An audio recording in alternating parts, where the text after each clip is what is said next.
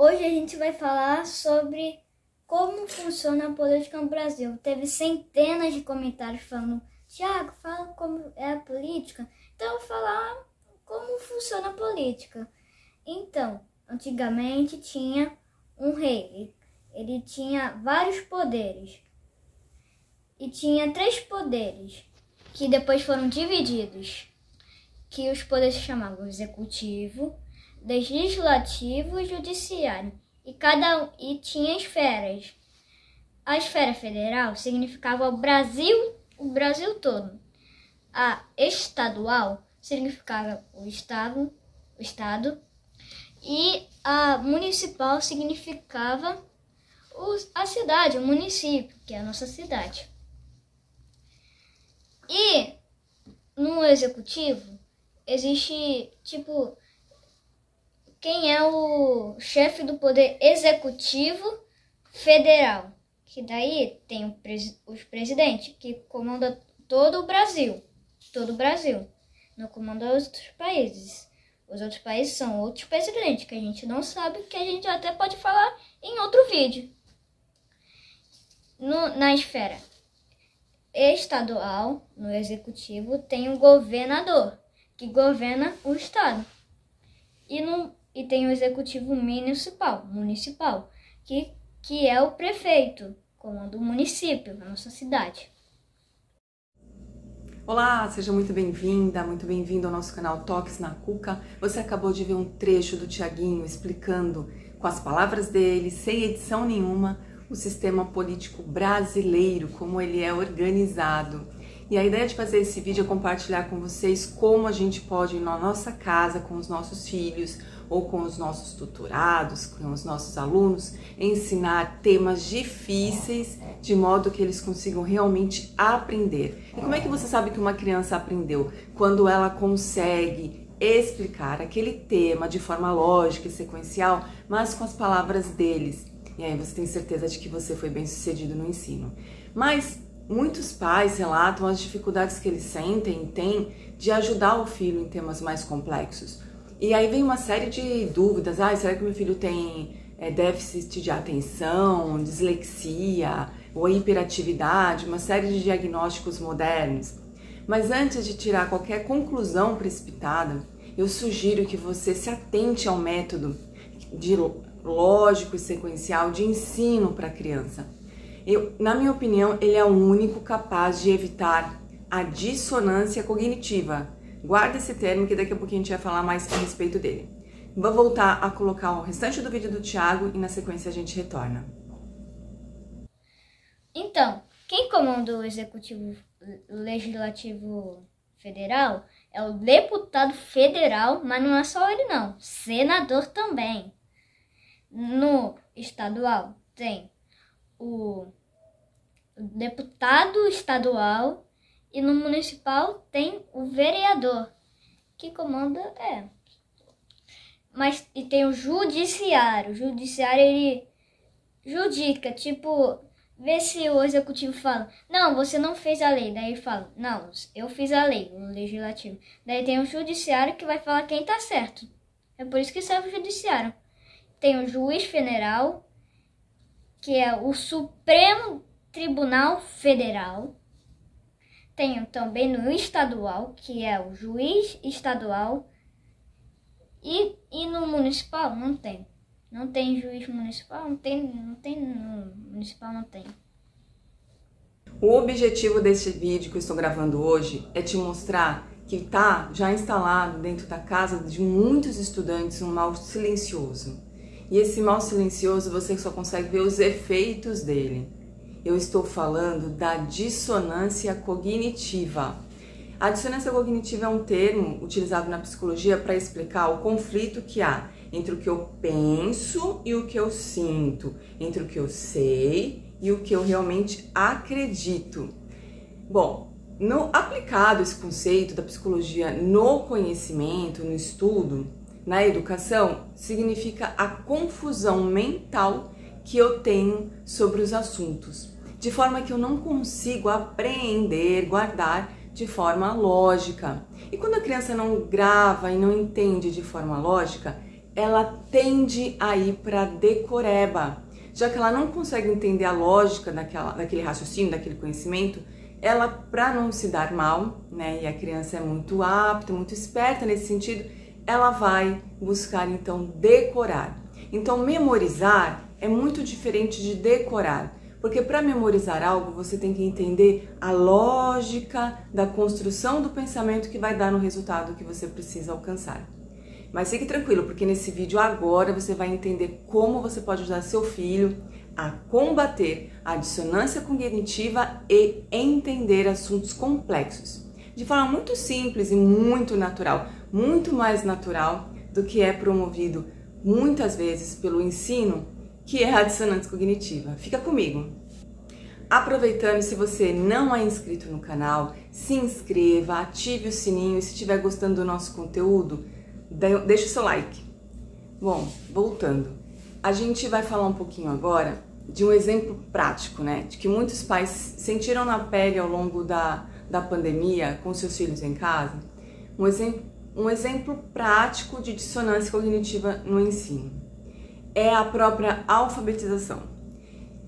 É muito complexo para a criança que está começando a ter contato com as letras e as palavras, né? Primeiro, letra, sílaba e palavra, é muito complexo para ela não entender a lógica da sequência para se formar as palavras.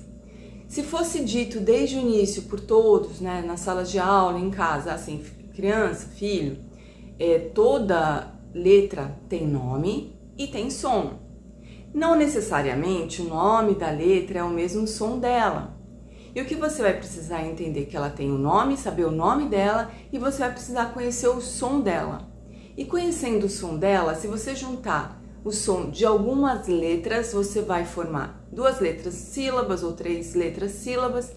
Juntando mais de uma sílaba, você forma palavras. Existem até palavras com uma sílaba, mas a união das sílabas forma as palavras, e palavras têm significado. Letra tem significado? Não. Sílaba tem significado? Quase sempre não. E palavra tem significado? Sim.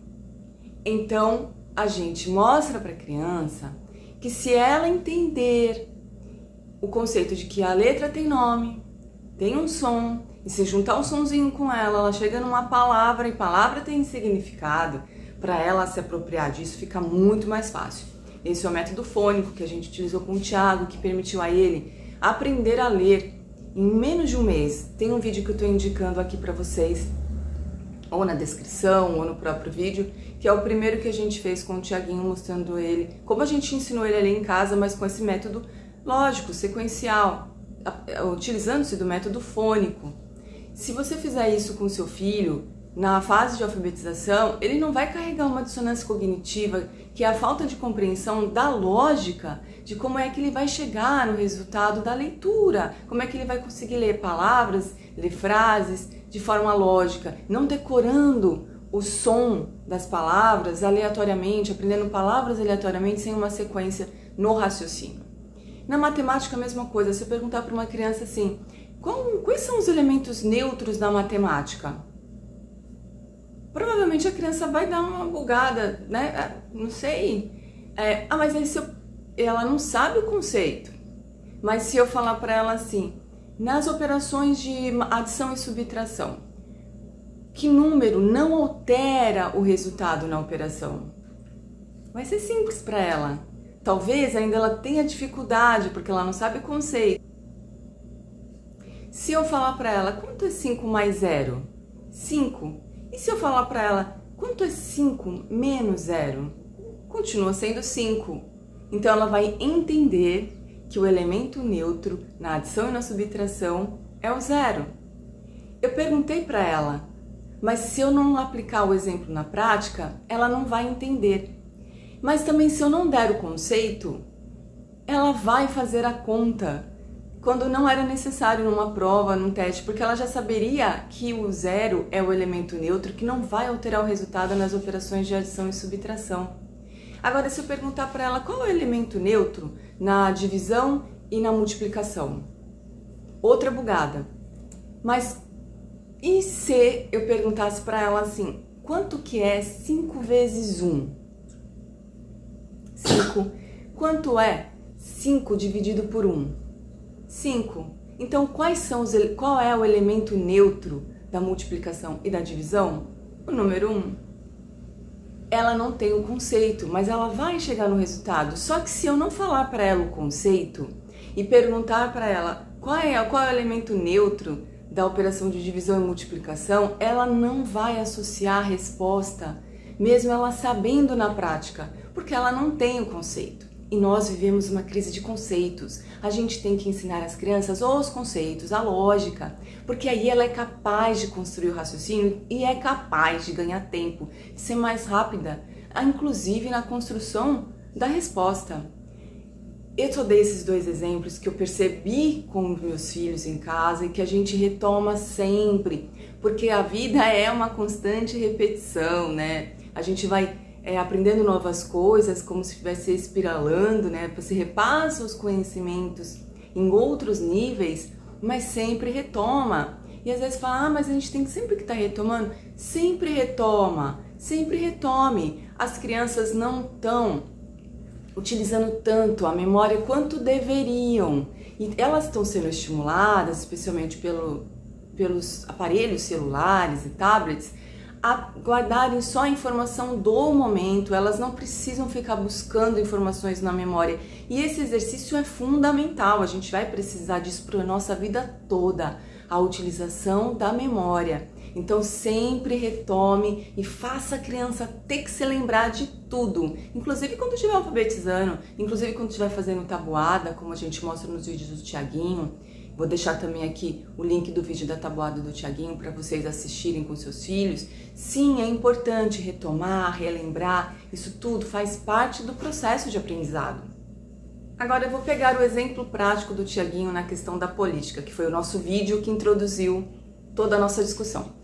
Bom, o Tiaguinho tá no 3º ano, ele tem 8 anos, ele tá no 3º ano e nas aulas de história e geografia começaram a ser introduzidos os conceitos de cidade, onde você mora, né? Um pouquinho da história da sua cidade, do seu bairro.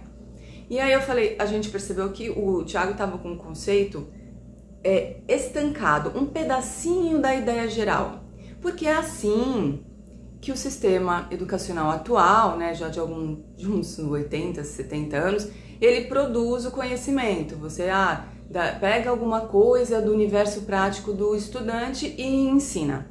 Só que você pega uma coisa que está dentro de um contexto muito maior. E aí você pega essa coisa, aí daqui a pouco no ano que vem, vamos estudar Estado. Tá, estuda Estado, aí depois no outro ano, ou no outro momento vai estudar país, aí depois que vai estudar continente. Peraí, e a ligação entre esse conhecimento foi feita? Foi dado o contexto geral? Eu tenho visto na prática que não. E aí a criança fica assim em dúvida, porque ela não conseguiu entender a lógica, o contexto, o pano de fundo de todo aquele conhecimento. Então, é a partir disso que você tem que pegar com o teu filho. Tá sendo dado esse conteúdo na sala de aula, mas o assunto tem um contexto muito maior, que no caso de cidade, eu tenho que explicar para ele que cidade fica dentro de um estado, que um estado fica dentro de uma região geográfica, e que uma região geográfica forma o país. E foi assim que a gente começou a discutir sistema político com o Tiago. Vamos lá, então, como eu falei aqui, vou dar isso como exemplo e você vai usar nos assuntos, nas disciplinas do teu filho, no ano escolar que ele tiver, sempre buscando dar o conceito geral e o contexto e colocar ele no contexto do que ele está aprendendo. Então, como a gente já estava com o conceito de cidade, falei, Tiago, antes de cidade existem bairros. Você mora num bairro, qual é o nome do seu bairro? Reforça isso com a criança, ela tem que saber a realidade dela, realmente. Eu moro no bairro tal. Esse bairro tal fica dentro da cidade tal, no nosso caso, Rio de Janeiro. Rio de Janeiro é uma cidade que fica dentro de um estado, tem muitas cidades dentro desse estado. Qual é o nome desse estado? A gente já passou pela divisa desse estado com São Paulo. Lembra que tem uma placa, a gente sempre te mostra? Olha, Tiago, vai acabando o Rio de Janeiro, vai começar o estado de São Paulo. Como é que é? Qual é o nome do nosso estado? Rio de Janeiro. Legal, Rio de Janeiro. Mas sabia que a gente tem 5 regiões geográficas no Brasil? Nordeste, Norte, Sudeste, Sul e Centro-Oeste, e que o estado do Rio de Janeiro está na região Sudeste, aí a gente pega um mapa, mostra o mapa político do Brasil e mostra a região geográfica. Ah, que legal! Ah, então. Mas então a gente é um estado dentro de 4 que estão nessa região geográfica e tem os demais estados. São 26 estados mais o Distrito Federal, que é onde fica a capital do Brasil. Ah, capital do Brasil? Sim, capital do Brasil é onde fica o presidente. Então vamos falar um pouquinho agora sobre a divisão política no Brasil. Aí a gente volta para a história. A história, antigamente, na maior parte dos países, que eles já têm conceito de país, não existia presidente, eram reis. Em alguns países ainda eles mantêm os reis. Os reis mandavam totalmente e faziam tudo. Eles que administravam o país, faziam as leis, verificava quem estava cumprindo as leis e punia. Tudo era o rei. Mas viram que isso não estava dando muito certo, que não parecia justo. E decidiram que teria que dividir esse poder todo em 3. E aí se formou um filósofo que deu essa ideia, Montesquieu. Ele dividiu os poderes em executivo, legislativo e judiciário. Então o poder do rei foi dividido em 3 e cada um desses poderes tem os seus representantes máximos. Mas, no caso de um país, a gente dividiu ainda a administração, as esferas desse poder, que é nível federal, estadual e municipal, porque a gente não tem um município? Ah, sim. Não tem um estado? Tem. E não é um país? Sim. Esses 3 poderes estão nesses 3 níveis de administração da cidade, do estado e do país. No poder, o poder executivo na esfera federal, o representante máximo é o presidente da República. Já no legislativo federal, os representantes são os deputados federais e os senadores. O poder judiciário na esfera federal é representado pelos juízes federais e tem como órgão máximo de representação o Supremo Tribunal Federal, que são formados por ministros que não precisam ser juízes, só é considerado que tenham que ter um notório saber jurídico. Mas é o órgão máximo da justiça no Brasil, do país na esfera federal. E na esfera estadual, Thiago, a gente tem também um representante máximo do poder executivo, que é quem? O governador. E do poder legislativo na esfera estadual são os deputados estaduais. E do poder judiciário na esfera estadual são os juízes estaduais, ok? Agora a gente vai descer, nós vamos para esfera municipal. Quem é o representante máximo do executivo na esfera municipal? O prefeito. Qual o nome do prefeito da sua cidade? Já fala, né? Vai falando o nome de todo mundo. E quem são os representantes do poder legislativo na esfera municipal? Ah, são os vereadores, ok? E os representantes do poder judiciário na esfera municipal? Não tem o poder judiciário próprio na esfera municipal. E assim foi que a gente deu todo o conceito para o Thiago uma vez só? Não. A gente explica, dá o contexto, o conceito, a sequência lógica uma vez. No dia seguinte, numa conversa, num almoço, num jantar, retoma: Thiago, qual é mesmo a divisão de poderes no Brasil, quando o rei deixou de ser o dono de tudo, quando ele deixou de mandar em tudo? Aí ele reproduz. Se tiver dificuldade, vamos lá, vamos pegar aqui nossa folhinha, vamos fazer tudo aqui de novo, vamos lembrar, e vai falando, e vai explicando. E aí você já introduz o conceito de voto, que olha esses cargos aqui para o executivo e para o legislativo, a gente vota, são elegíveis, quem são os eleitores, quem pode votar, você já vai agregando conhecimento, informação, aumentando o nível de compreensão, construindo dentro de um contexto geral.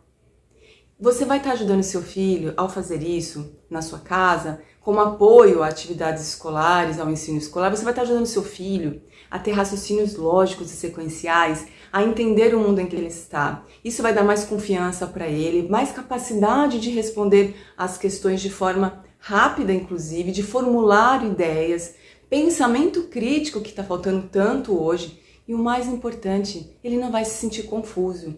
E sem se sentir confuso, ele vai se sentir seguro e mais ainda confiante para se apropriar do mundo em que ele está e vai se motivar para estudar cada vez mais. Eu espero ter ajudado você com esse vídeo. Se você tem dúvidas, mande, por favor, aí nos comentários. Sempre que possível eu respondo. Se quiser compartilhar sua experiência também,